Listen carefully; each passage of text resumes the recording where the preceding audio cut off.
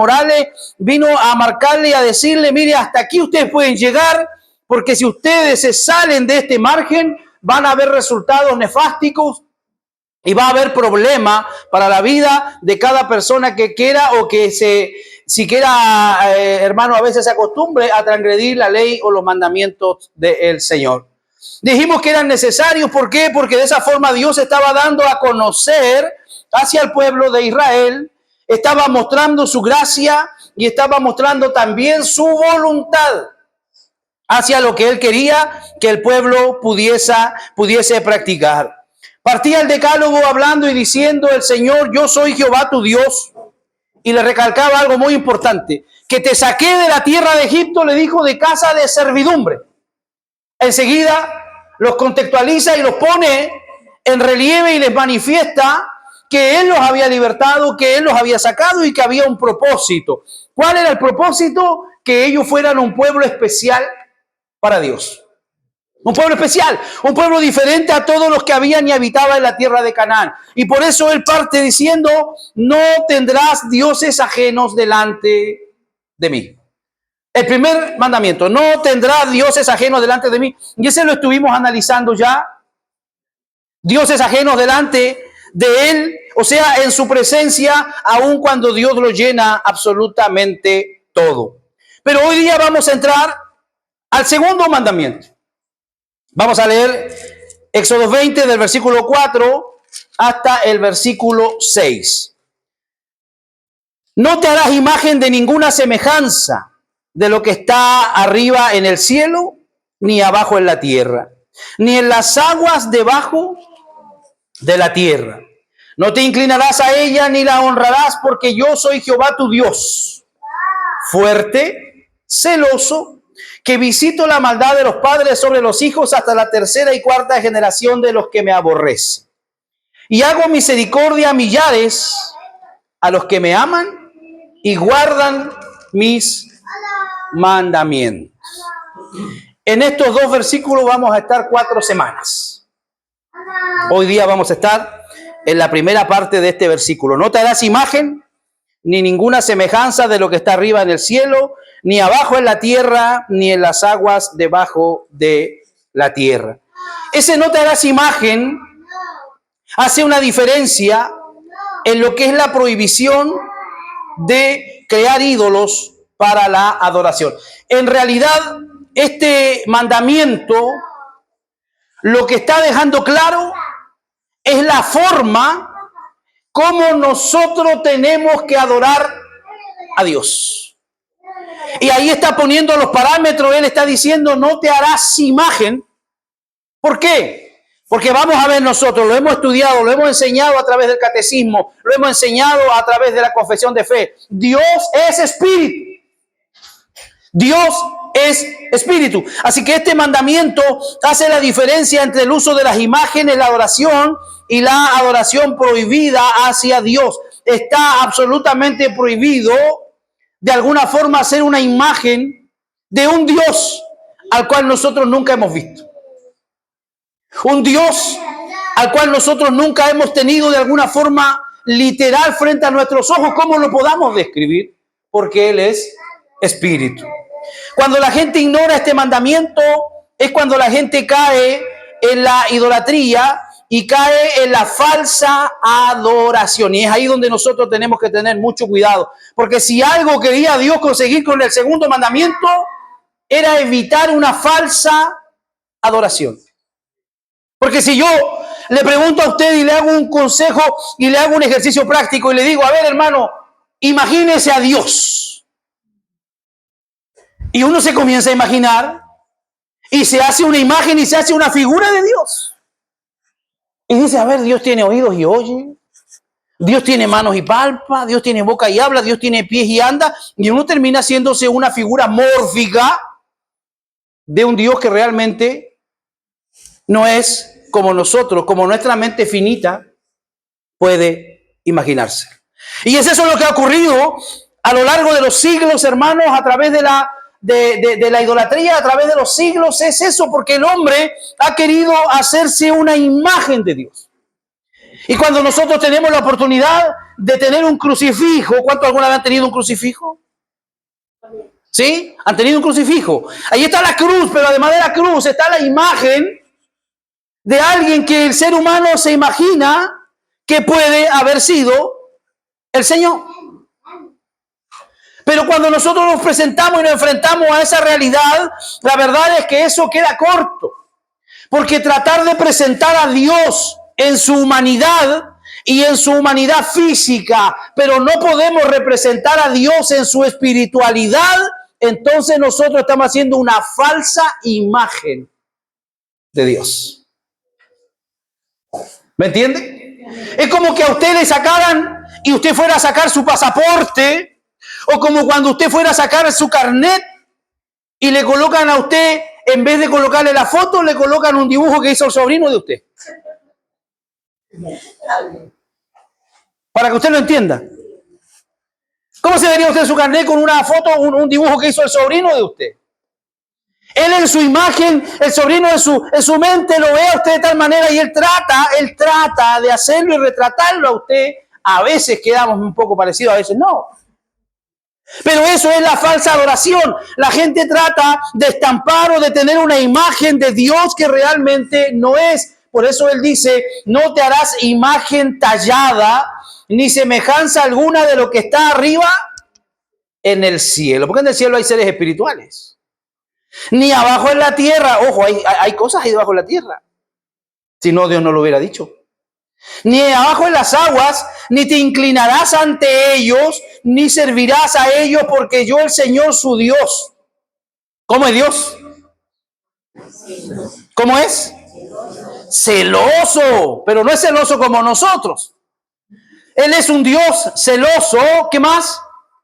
Que visito la iniquidad de los padres sobre los hijos hasta la tercera y cuarta generación de los que me aborrecen, y tengo misericordia de millares de los que me aman y guardan mis mandamientos. Eso está ahí en Éxodo, lo que nosotros leímos. ¿Cuál es el llamado del Señor?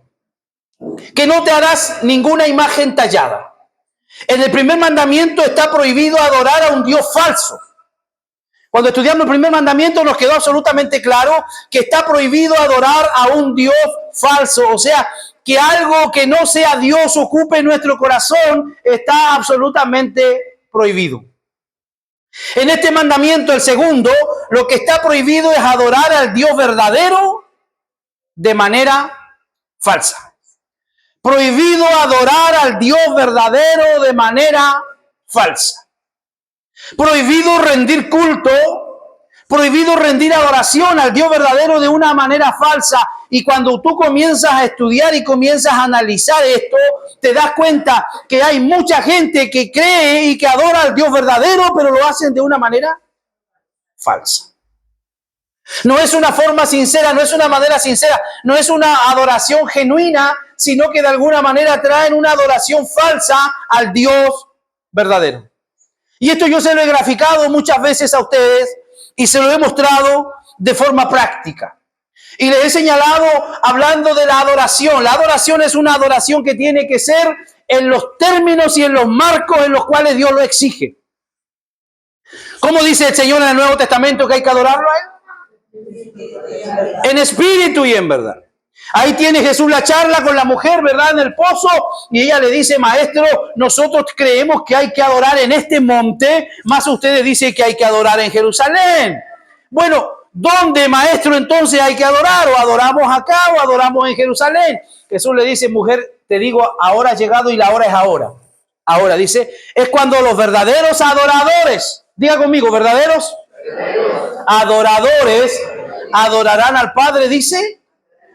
¿Cómo adorarán al Padre? En espíritu y en verdad, porque el Padre dice, tales adoradores busca. Y si el Padre busca, es porque no hay muchos. Si el Padre busca adoradores, es porque no hay muchos que a Él le adoren en espíritu y en verdad. Una adoración espiritual, una adoración, hermano, que puedan hacer como fruto de nuestro agradecimiento, como fruto de nuestra lealtad y nuestra honestidad hacia Dios, como fruto de nuestra dependencia de Dios, como fruto, hermano, de todo lo que Dios ha realizado por nosotros. Una adoración que viene de lo más interno de nuestro ser, y no porque Dios me va a dar algo, o no porque yo estoy esperando que Dios me dé esto, lo voy a adorar, sino que a Dios se le adora porque Él es Dios. Porque Él es Dios, porque nosotros somos su criatura. Así que no te harás ninguna imagen tallada. Esto no prohíbe hacer una imagen de uso civil. ¿Qué es lo que dice Mateo 22, 20 al 21? Cuando le muestran a Jesús una inscripción y Él pregunta, ¿de quién es la imagen? De César. Da a César lo que es de César y da a Dios lo que es de Dios. O sea, el mandamiento no está impidiendo que se haga una estampilla en cuanto al nivel político, en cuanto al nivel económico. El mandamiento prohíbe colocar una imagen para uso o adoración religiosa. Ni nada, ni semejanza alguna. Todas las ideas, los retratos, las formas, las imágenes de Dios, ya sea por efigie o cuadro, están prohibidas. ¿Qué es lo que dice Deuteronomio? Vamos al libro de Deuteronomio. El quinto libro de la ley de Dios, Deuteronomio, capítulo 4. Versículo 15 y versículo 16. ¿Qué es lo que nos dice?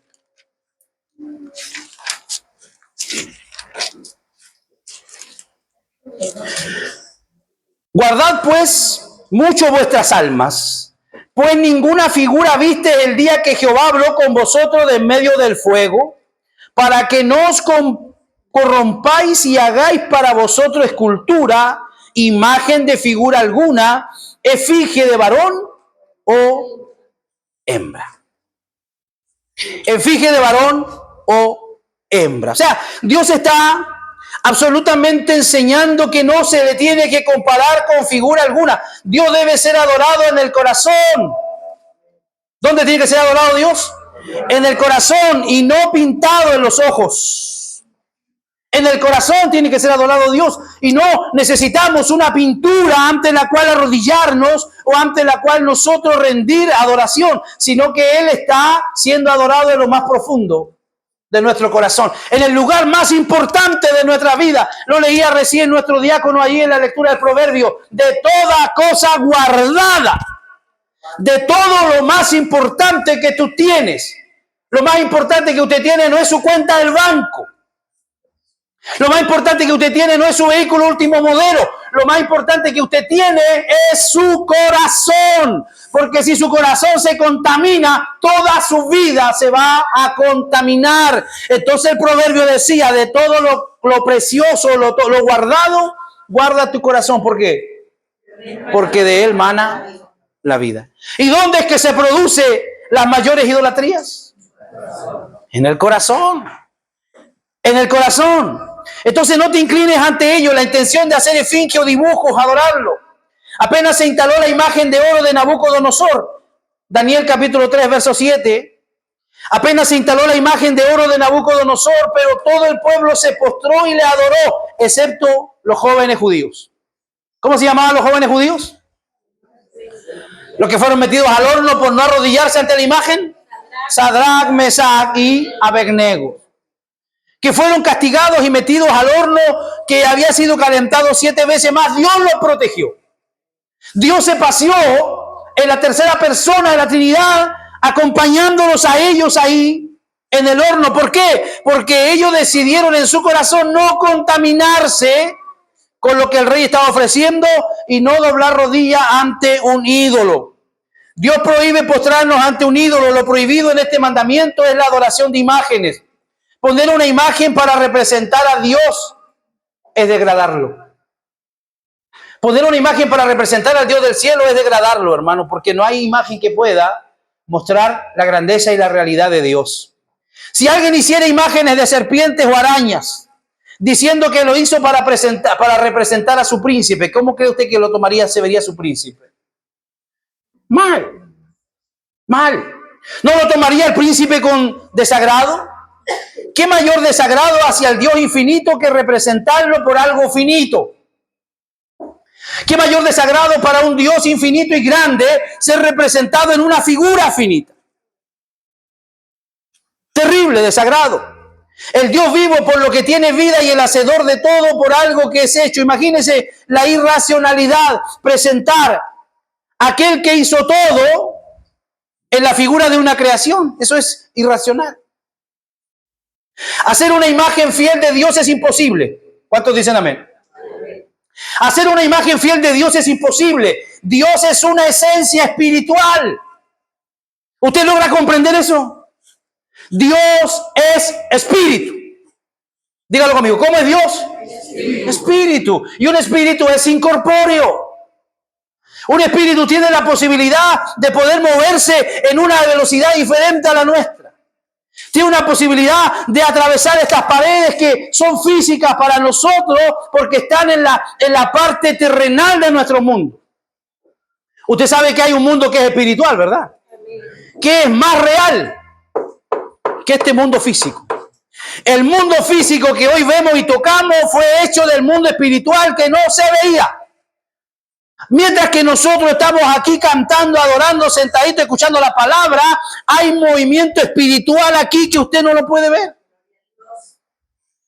Hay un movimiento espiritual que nosotros no lo podemos ver, no lo podemos percibir.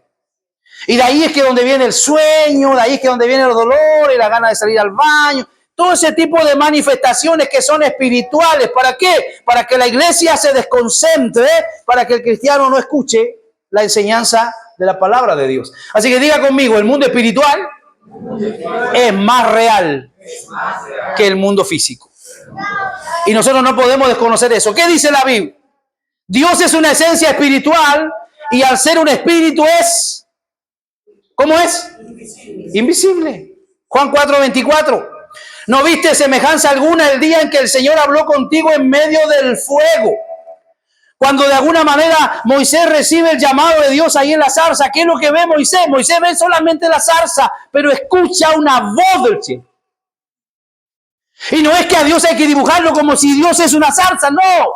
Dios usó esa figura, pero en el fondo lo que fue valioso y cambió la vida de Moisés fue escuchar la voz de Dios. Moisés, quítate el calzado porque el lugar donde estás es santo. ¿Cómo puede alguien pintar la deidad? Pueden hacer una imagen de lo que nunca han visto. Difícil, irracional. No hay representación de lo invisible. Ambrosio dijo, no viste ninguna semejanza. Es imposible hacer un cuadro del alma o pintar a los ángeles. ¿Ha visto su alma usted alguna vez? ¿Podría pintarla? No, ¿por qué? Porque no la ha visto. ¿Ha visto ángeles alguna vez? No. ¿Por qué? Porque son de tu naturaleza espiritual. Mucho menos podemos pintar a Dios por una imagen que es un espíritu infinito. ¿Cómo es Dios? Un espíritu infinito. ¿Y nuestra mente cómo es? ¿Cómo es nuestra mente? Finita. Y nuestra mente finita nunca va a poder entender a un Dios que es infinito. Así que Dios nos ayude, hermano, a entender esto. Es sin tratar, o sea, no se puede tratar. Por eso es importante. Adorar a Dios por una imagen es absurdo e ilegal. Es absurdo e ilegal. Adorar a Dios por una imagen es absurdo y es irracional. ¿Por qué? Vea lo que dice ahí. ¿Por qué? Mejor es el obrero que el trabajo. Mejor es el obrero que el trabajo. El que construyó la casa tiene más honor que la casa. Hebreos 3:3 dice, si el trabajador es mejor que el trabajo y nadie se inclina ante el trabajador. De alguna manera aquí está diciendo, aunque la casa es espectacular, aunque la casa es digna de admiración, yo tengo que admirar y valorar la casa o tengo que admirar y agradecer al que hizo la casa. ¿Qué tiene que ser nuestro raciocinio? ¿A quién hay que valorar? Al maestro, al que hizo la casa. El que construyó la casa tiene más honor que la propia casa. ¿Qué es lo que dice Hebreos capítulo 3, verso 3? Si alguien lo tiene, léalo por favor. Hebreos capítulo 3, verso 3. Porque de tanto mayor gloria que usted es estimado digno, cuanto tiene mayor honra que la casa, el que la hizo. Amén. Porque de tanto mayor gloria que Moisés es estimado digno cuánto tiene mayor honra que la casa el que la hizo. O sea, hermano, si usted es una persona preciosa, mira que está a tu lado, dile, eres precioso. Wow. Si usted es precioso y si usted es preciosa, imagínese cómo es la belleza y la grandeza de aquel que lo hizo a usted precioso y preciosa. Amén. Entonces, ¿cómo nosotros podemos y logramos ver a Dios? Lo vemos a través de la creación, a través de mi hermano, a través de mi hermana. Qué absurdo es entonces inclinarse ante la obra de las manos del hombre. ¿No es absurdo inclinarse ante la imagen del rey cuando el mismo rey está presente? Dígame, ¿cómo ve usted esa lógica? Si está presente el rey, está sentado en la sala y al lado usted tiene un cuadro, una foto del rey, ¿ante quién usted tiene que inclinarse? Ante el rey y no ante la foto. ¿Por qué? Porque el rey está presente. Bueno, ¿ante quién tenemos que arrodillarnos nosotros? Ante el rey, ante Dios. Dios está presente absolutamente en todo lugar sobre el universo. David fue sabio cuando dijo en el Salmo 139, ¿a dónde me esconderé de tu espíritu y dónde huiré de tu presencia? O sea que si yo me arrodillo en la playa, pastor, Dios está ahí. Por supuesto que Dios está ahí. Y si yo me arrodillo, pastor, al lado de mi sofá, Dios está ahí. Por supuesto, Dios lo llena absolutamente todo. Y no necesito una imagen de Él para poder postrarme frente a esa imagen, sino que yo sé que Dios lo llena absolutamente todo. ¿Cuántos dicen amén? Amén. Adorar a Dios por una imagen es ilegal porque va contra la homilía de la iglesia. ¿Qué dice la homilía de la iglesia? Las imágenes de Dios nuestro Salvador, así como en otro lugar, ¿verdad?, honran y adoran a la Virgen María, son las más peligrosas de todas las demás. Por lo tanto, se debe tener el mayor cuidado de que no estén en nuestros templos y en nuestras iglesias. De modo que la adoración de imágenes es contraria a nuestras propias homilías y enfrenta a la autoridad de la iglesia en algún momento. Levítico 26:1. No harás estatua ni pondrás estatua de piedra para postrarte ante ella. Dios, que nos ha creado, conoce la condición de nuestro corazón y sabe que somos fáciles de ir tras la idolatría. No pondrás estatua, lo cual aborrece el Señor tu Dios, Deuteronomio 16:22. Pensamos en agradar a Dios haciendo lo que es contrario a su mente. ¿Cuántos de los que están aquí son hijos? Amén. Lo pillé volando abajo, ¿no? ¿Cuántos de los que están aquí son hijos? Amén. Todos somos hijos. Algunos buenos y otros no muy buenos. Pero somos hijos. ¿Y qué cree usted que le agradaría a su padre? Obediencia. Que usted haga lo contrario a lo que él le está diciendo, ¿piensa que le traería honra a su corazón? Le traería tristeza. La adoración de imágenes está en contra de la práctica de los santos de la antigüedad. Segunda de Reyes, capítulo 23, verso 6. Ahí nos habla la historia de un renombrado rey, el rey Josías. Uno de los mejores reyes que tuvo el pueblo en su época, porque él se encargó. No lo vamos a leer porque es bastante extensa la historia, pero la historia dice que él se encargó de destruir y derribar todos los lugares de idolatría donde los reyes anteriores habían idolatrado y habían honrado a dioses falsos. Así que Dios tomó en cuenta la actitud del rey Josías y lo bendijo de gran manera, de tal manera que a la postre toda su generación y el mismo pueblo de Israel se recuerda hoy día, hermano, de lo que hizo el rey Josías en tiempos de tanta idolatría. Al igual como Constantino, el emperador, derogó las imágenes colocadas en los templos. Constantino se dice uno de los primeros emperadores cristianos. Algunos no creyeron mucho en la conversión de Constantino, de que Constantino se disfrazó para caerle bien a los cristianos. Bueno, ese es un tema bastante controversial.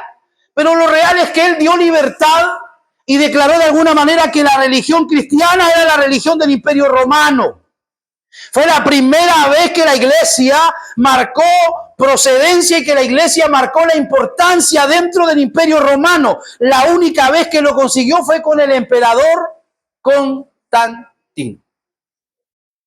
Y se produjo un gran desarrollo y se produjo una gran exposición, hermano, en cuanto a los temas bíblicos en ese tiempo. Y se dice que ese es uno de los grandes avivamientos que tuvo la cristiandad y que tuvo la iglesia. Algunos teológicamente, alguna escuela teológica colocan ese avivamiento de la iglesia como el avivamiento que muchos pentecostales esperan hoy día. Muchos pentecostales dicen que viene un avivamiento y algunos teólogos dicen que ese avivamiento es el que se originó en Constantino, o sea que ya está cumplido.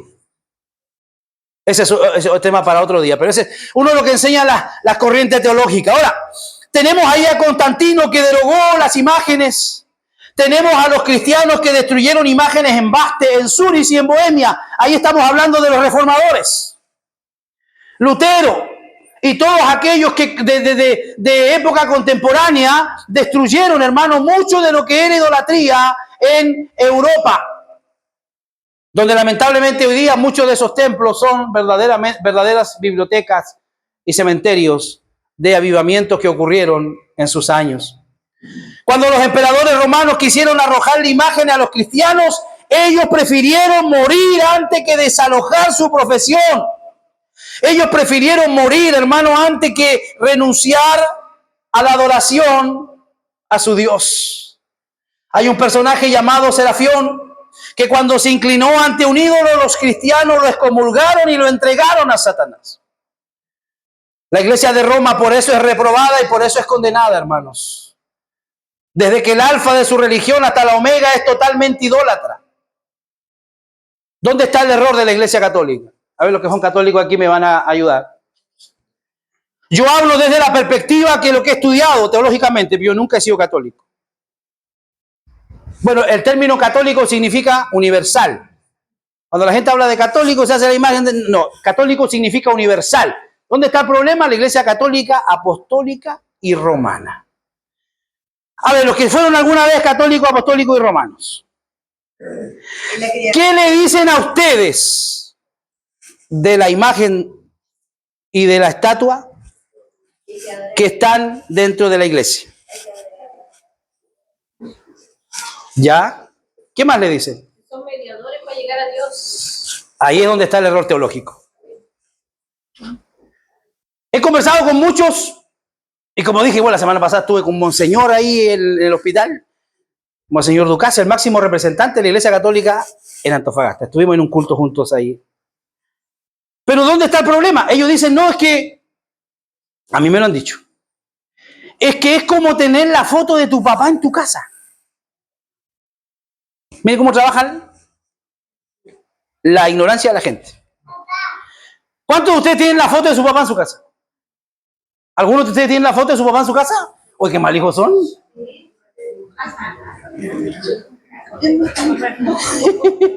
Yo pensé que todos ustedes tenían la foto de su papá en su casa.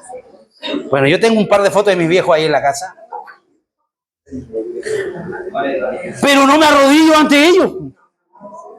O sea, una cosa es tenerlos allí como un recuerdo, porque ellos dicen que solamente lo tienen ahí como una imagen de tu papá para que te recuerde. No, el problema está en que, como dice Verónica, ellos lo hacen un mediador. Y la Biblia dice, no hay otro mediador entre Dios y los hombres, sino Jesucristo, hombre. Ahí es donde está el error.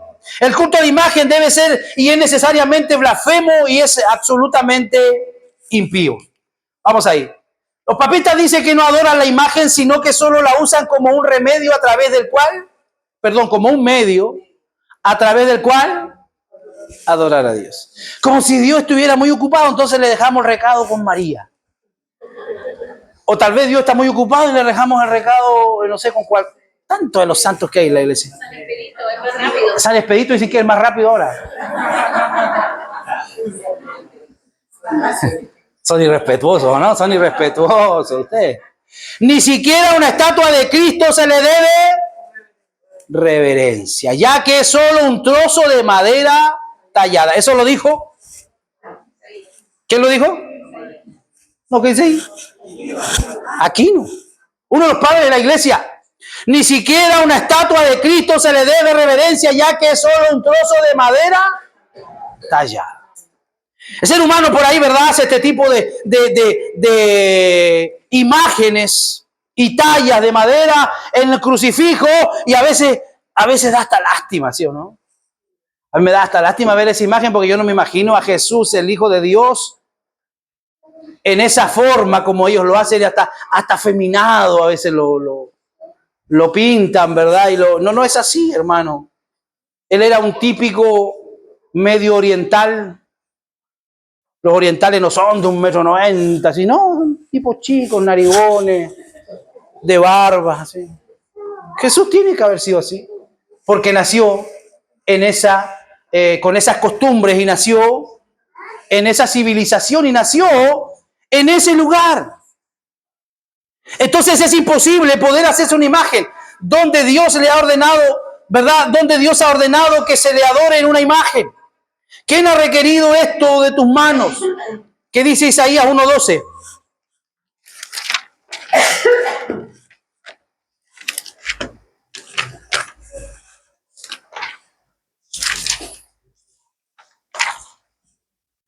¿Quién demanda esto de vuestras manos cuando venís a presentaros delante de mí para hollar mis atrios? Hay algo que tenemos que entender, hermano. Dios necesita que se le adore como Él lo ha establecido. La iglesia no tiene por qué andar tratando de ver si esto resulta o esto no resulta. A ver, metamos esto en nuestra liturgia, a lo mejor da resultado. Es que si hacemos títere, a lo mejor ganamos más niños. Es que si ponemos mimo, a lo mejor los hermanos se van a sentir mejor. Es que si traemos bandera y hacemos danza, eso va a ser más... ¿Cuándo Dios ha pedido eso en su adoración? ¿Me está entendiendo? Entonces, nosotros tenemos que de alguna manera centrarnos en lo que Dios realmente quiere, en lo que Dios realmente ha demandado en cuanto a su adoración. Alguien dirá, ¿pero no hizo Moisés la imagen de una serpiente de bronce? ¿Ha pensado usted alguna vez en eso? ¿Qué pasó allí? ¿No hizo Moisés una serpiente de bronce y todo lo que miraba la serpiente eran sanados? ¿Qué me diría usted si yo le pregunto a usted teológicamente eso? ¿Será que Dios se está contradiciendo? Piense. A mí me gusta cuando la gente piensa, no cuando la gente dice lo que otro dijo. Piense usted. Tengo un pensamiento teológico un ratito.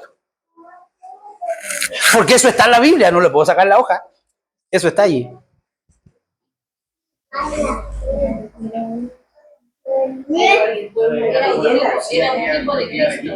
¿Un mandato de Dios? Eso, hermano, fue un mandato de Dios. No podemos negar eso. Fue un mandato de Dios. Pero no hizo Moisés la imagen de una serpiente de bronce. ¿Por qué entonces las imágenes no pueden configurarse como un objeto de adoración? Eso fue hecho primero que nada por mandato especial de Dios. Hasta una serpiente de bronce también tenía un uso especial, tanto literal como espiritual. ¿Cuál era el uso especial que tenía? Cuando eran mordidos, ¿verdad? Los judíos. ¿Y por qué eran mordidos los judíos? Eran mordidos por la serpiente, ¿pero por qué? ¿Por qué Dios permitió que esas serpientes aparecieran? Dice la Biblia que eran serpientes ardientes que aparecieron en el desierto. ¿Por qué? A ver, los bíblicos, ¿se acuerdan de la historia? ¿Por qué? Porque el pueblo se había puesto a murmurar contra Dios y contra Moisés. Hermano, no hay nada que haga más daño a la iglesia, al pueblo, que la murmuración. Así que como Dios los disciplina, les envía esta serpiente. Entonces todos los murmuradores que eran mordidos, la única opción para ellos de salvación era mirar la serpiente de bronce, que como dice Verónica, era una tipología de Cristo. Porque en el Nuevo Testamento dice, así como Moisés levantó la serpiente en el desierto, es necesario que el Hijo del Hombre sea levantado. ¿Para qué? Para que todo aquel que en él cree no se pierda. Era una situación especial, era una forma de demostrar lo que iba a ocurrir en el futuro, que era la persona de Cristo. Tenía un uso especial, tanto literal como espiritual. El establecimiento de la imagen de la serpiente justifica el establecimiento de las imágenes en la iglesia. Si yo le dijera a usted, hermano, el Señor a mí me mostró que teníamos que poner aquí una imagen de la serpiente y ponerla aquí al lado de la cruz. ¿Qué le parecería a usted? Ilógico, porque está fuera de tiempo, está fuera de propósito, ya no tiene que ser hecho hoy día. Debido a que Moisés hizo una serpiente por nombramiento de Dios, ¿podemos establecer una imagen de nuestra propia invención en la iglesia? No. Debido a que Moisés hizo una serpiente para curar a los que fueron picados, ¿es lícito colocar imágenes en la iglesia para picar a los que están sanos? No, porque poniendo imágenes le hacemos daño a la gente que está sana. Cuando caemos en la idolatría le estamos haciendo daño a esa gente. No esa serpiente de bronce que Dios mismo ordenó que se erigiera. Cuando Israel la miró con demasiada reverencia, vea lo que dice Segunda de Reyes 18:4. ¿Qué pasó cuando el pueblo la comenzó ya a mirar con otros ojos? Váyase a la casa con esto claro para que nadie se confunda. Era un tiempo necesario en el que miraba la serpiente de bronce, se sanaba de la enfermedad que le causaba a la serpiente que lo había mordido. Ese era el propósito. Pero ¿qué pasó con el pueblo de Israel? Empezó a adorarla. Oye, somos complicados. El ser humano es complicado, hermano. ¿Se acuerdan cuando está la imagen de la transfiguración y Jesús está ahí orando y aparecen personajes? ¿Quiénes son los personajes espirituales que aparecen? Elías y Moisés. ¿Y qué dijeron los discípulos? Señor, quiere que hagamos al tiro la idolatría. Quiere que hagamos una enramada aquí donde estés tú y Elías. ¿Y qué le dijo el Señor? Absolutamente. No. Hoy día se muere un viejo terrible, malo. ¿Y qué le hacen? Una animita. Un culto a la muerte. ¿Somos o no somos idólatras? El ser humano es tendido. ¿Qué dice Segunda de Reyes 18:4?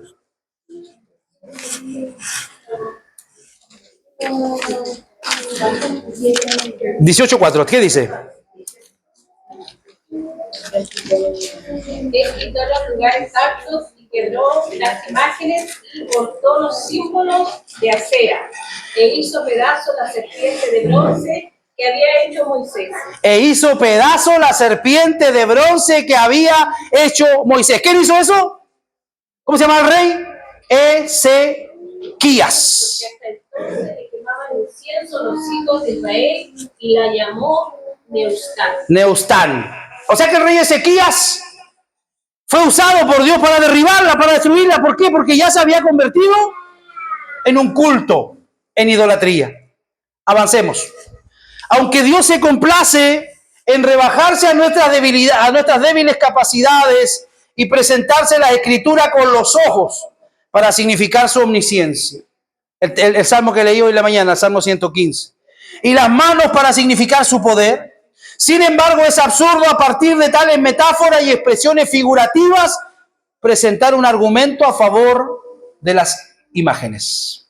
Ustedes saben que dentro de la Biblia está el uso metafórico. Muchas de las cosas que están allí son metáforas, no es algo literal. Y hay expresiones figurativas, como lo estábamos hablando recién, la figura de la serpiente está representando en el Nuevo Testamento el actuar de Cristo para darnos salvación. Porque según esa regla, Dios puede ser representado por el sol y el elemento fuego y por una roca, como lo hacen muchos idólatras. Porque Él es representado de estas metáforas en la Escritura. Y claro, a los mismos papistas no les gustaría que se hicieran tales imágenes de Dios. Cuenta la historia de un personaje anónimo que al ver una imagen de Cristo colgada en una iglesia la rompió en pedazos. ¿Por qué? Dijo él. Es la deidad de Cristo unida a su hombría la que lo convierte en Cristo. Cuando vamos a la traducción, ¿cómo se traduce la palabra Cristo? ¿Qué significa Cristo? ¿Qué significa Cristo? El ungido. Entonces, ver una imagen del ungido colgada en una iglesia la rompió en pedazos. Es la deidad de Cristo unida a su hombría lo que lo convierte en Cristo. ¿Me está siguiendo? Es esa deidad unida a su naturaleza humana la que lo convierte en Cristo, en el Mesías. de alguna manera. Por lo tanto, imaginarnos su virilidad cuando no podemos imaginarnos su deidad, ¿qué dice él? Es un pecado.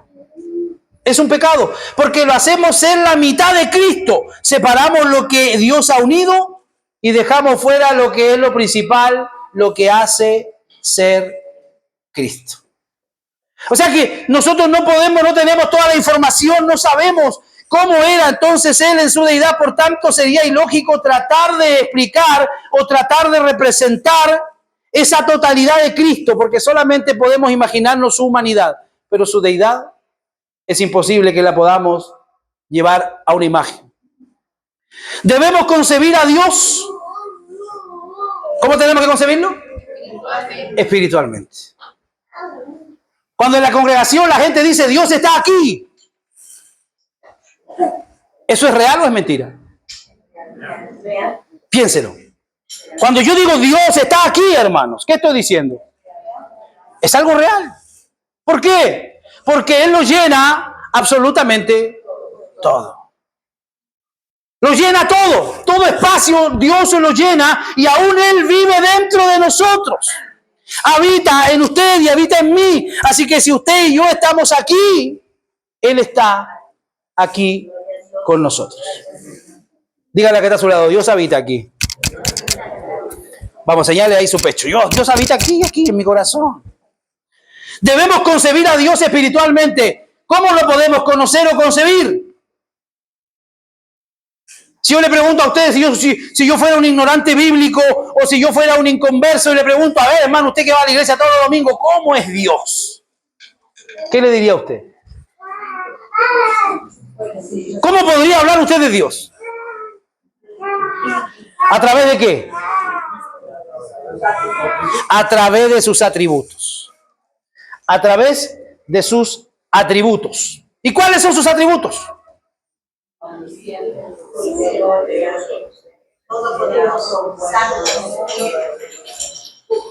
Vamos a ver, ¿cómo son los atributos de Dios? Si usted le dice a un inconverso Dios es omnisciente, lo va a impactar. Pero el tipo no tiene idea de lo que es omnisciente. Nosotros siempre usamos esa terminología porque entre nosotros nos entendemos. Porque de una u otra manera somos todos teólogos, estudiamos la Biblia. Pero si tú le dices, Dios es omnisciente, me quedan mirando así como que... ¿Qué significa que es omnisciente? Omnipresente, todopoderoso, misericordioso. En sus atributos, su santidad, su justicia, su bondad, porque son rayos por lo que resplandece su naturaleza divina. Podemos conocerlo a Él a través de lo que Él irradia para nosotros, como santidad, justicia, bondad. Son los rayos por los que resplandece su naturaleza divina. ¿Qué más? Debemos concebirlo como es en Cristo. Vaya a Colosenses 1:15. Léame a alguien, por favor, Colosenses 1:15.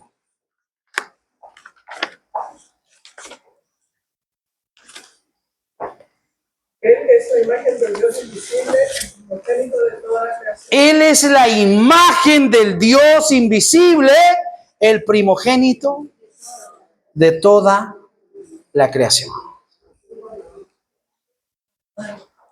Ponga los ojos de la fe en Cristo. Imagen de Dios invisible, ya que en la cera vemos la impresión del sello. En la moneda usted ve la impresión. En el billete usted ve la impresión. Bueno, ¿cómo cómo la iglesia ve a Dios? Lo ve en Cristo. ¿Qué dice hablándole ahí en Juan 14:9, hablándole a sus discípulos? Él dijo, el que me ha visto a mí, ha visto al Padre, porque el Padre y yo, uno somos. Avancemos porque ya me está pillando la hora. No se atreva a unirse en matrimonio con adoradores de imágenes. Yo sé que alguno al tiro pensó, pastor, llegó tarde. Porque algunos ya se unieron. Pero ese es un consejo para nuestros jóvenes. ¿Cuántos jóvenes hay aquí hoy? ¿Cuántos solteros hay aquí? Sonó como rapero eso, pero... No se atreva a unirse en matrimonio con adoradores de imágenes, aunque Salomón era un hombre de sabiduría. Ayer lo hablábamos con los varones. Dice la Escritura, dice la Biblia que ningún hombre sobre la faz de la tierra llegó a tener la sabiduría que tuvo Salomón. Pero Salomón terminó sus días mal. Y ayer conversábamos con los varones, una muy buena conversación que al final nos llevó a orar y a presentarnos ante el Señor y a pedir perdón, hermano, porque no es, decía yo ayer a los hermanos, los varones, no es lo importante cómo empezamos en la vida o cómo empezamos en el ministerio, sino cómo terminamos. En el matrimonio muchos empezamos en una pobreza absoluta, ¿sí o no? ¿Usted tenía todo cuando se casó? No, yo tenía nada cuando me casé. No sé, pero ¿por qué te casaste conmigo? No tenía nada. Salomón, el hombre más sabio que termina de la peor manera que puede terminar una persona, él terminó en idolatría. Los arminianos dicen que Salomón se perdió.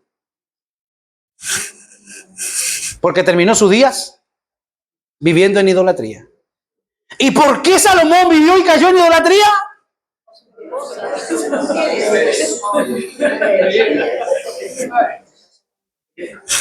Por sus esposas.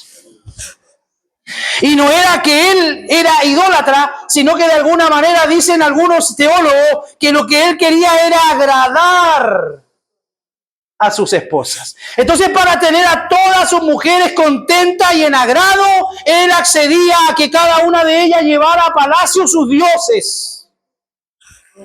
Mire, desde allá que las señoras eran complicadas, ¿se da cuenta? Y Salomón termina sus días apartado de alguna manera. ¿Por qué? Porque él cae en esa idolatría. Por mucho que usted le dé a señora, hermano, siempre va a estar desconforme. Siempre va a querer más. Porque eso está en su esencia. Está intrínseco en ellas. Sus esposas lo llevaron a la idolatría y apartaron su corazón de Dios. El pueblo de Israel hizo un juramento y maldición de que no darían a sus hijas en matrimonio con idólatras. ¿Verdad, pastor? Sí, vaya a Nehemías 10:30. Porque alguno puede pensar, oye, el pastor es un poco machista y se puede pasar película. Miren lo que dice la Biblia. Y que no daríamos nuestras hijas a los pueblos de la tierra, ni tomaríamos su hija para nuestros hijos. Que no daríamos nuestras hijas, dice, a los pueblos de la tierra. ¿Tiene alguna traducción, alguna diferente?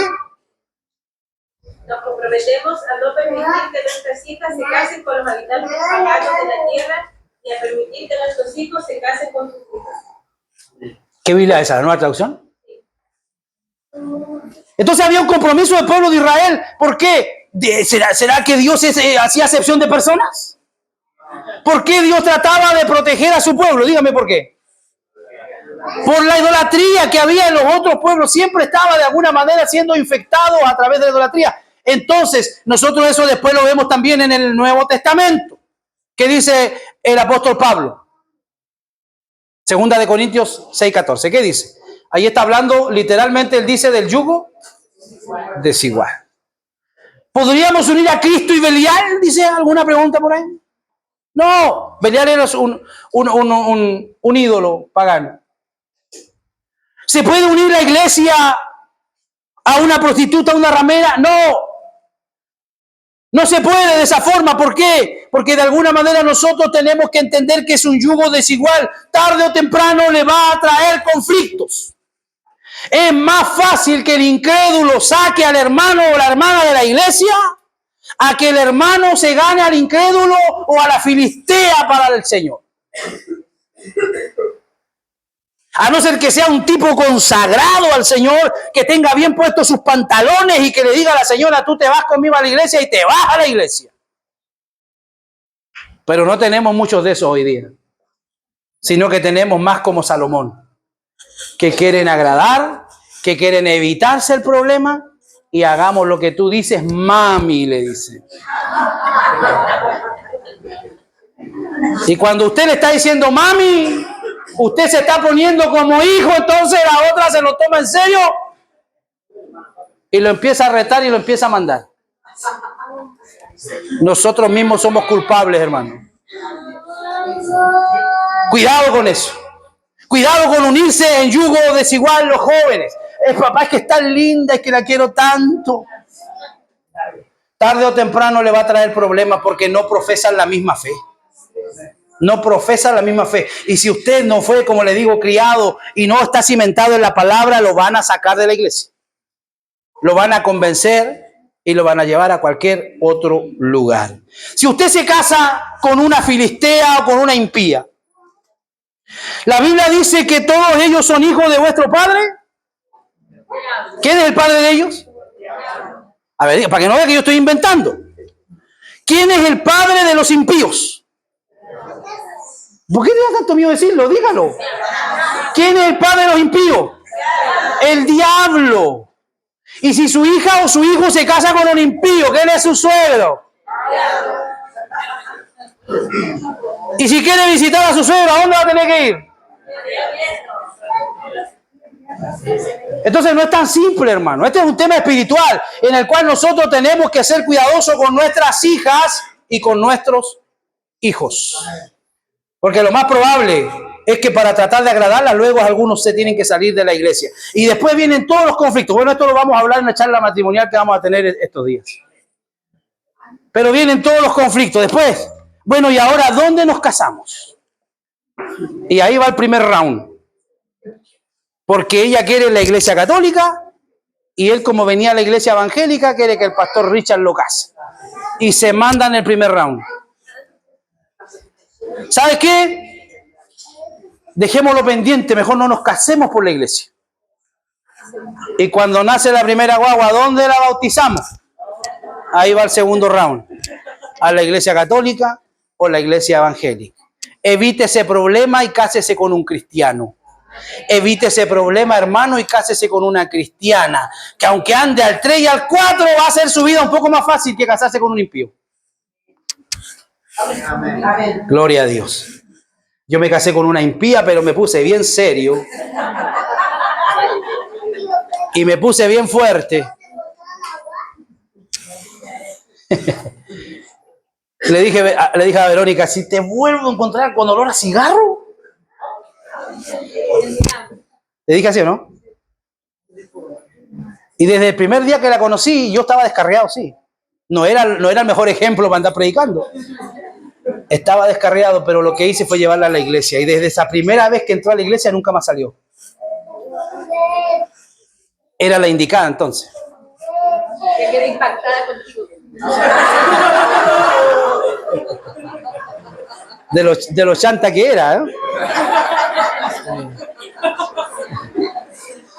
Yo era muy chanta, hermano, de verdad. De lunes a viernes, muy buen cristiano. Sábado y domingo, me perdía. Como músico tenía muchísimo movimiento y muchísimas ofertas. Tocaba muy bien el coro, por eso me... ¿Te gustaba cuando viste tocar el coro? Ya, vamos. Evita la superstición. ¿Le suena a usted esa palabrita, superstición? ¿Cree usted que en la iglesia hay superstición? ¿Cree usted que los cristianos todavía practican la superstición? Hoy no pases debajo de la escalera, dice. Otro dice, se te cruzó un gato negro.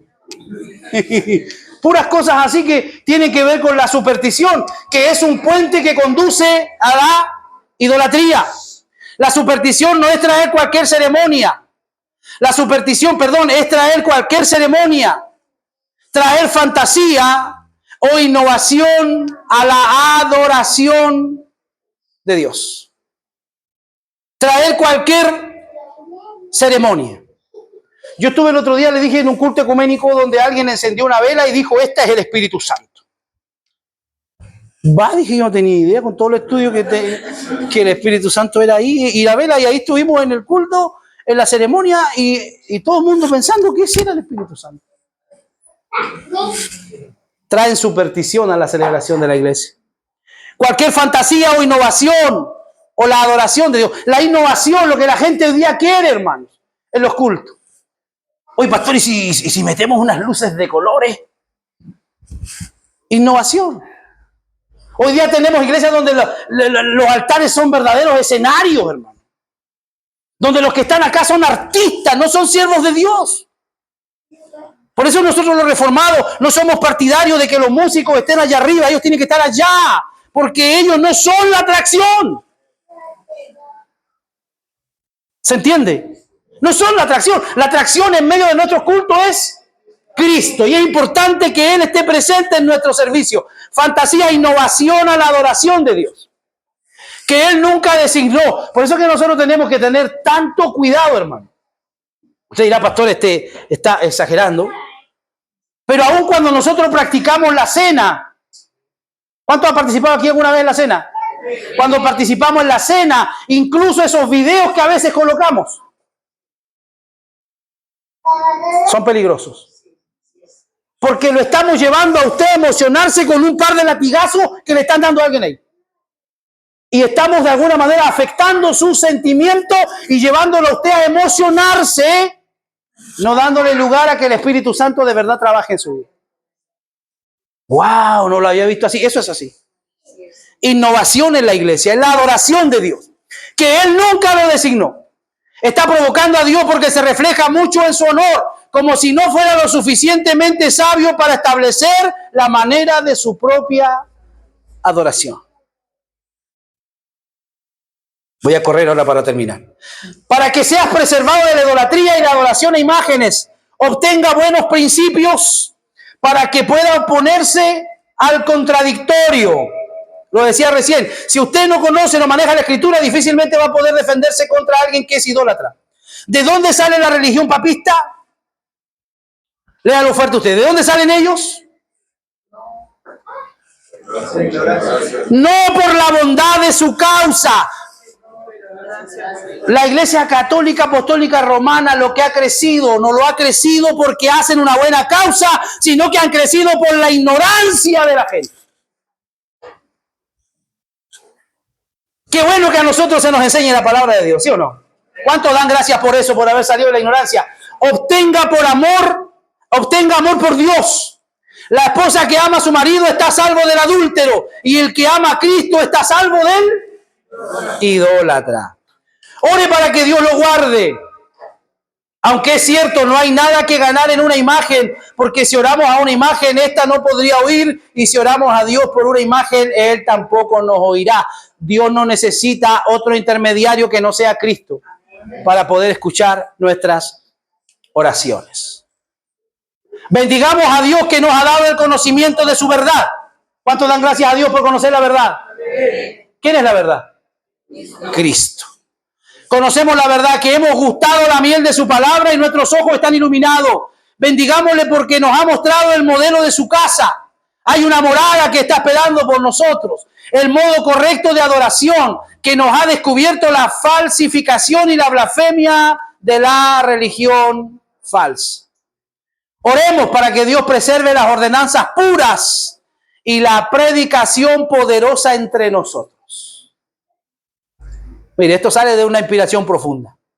Oremos para que Dios preserve las ordenanzas puras y la predicación poderosa entre nosotros. La idolatría entró al principio por la falta de una buena predicación. La gente comenzó a tener imágenes de oro cuando tenía sacerdotes de madera en los púlpitos. Oremos al Señor.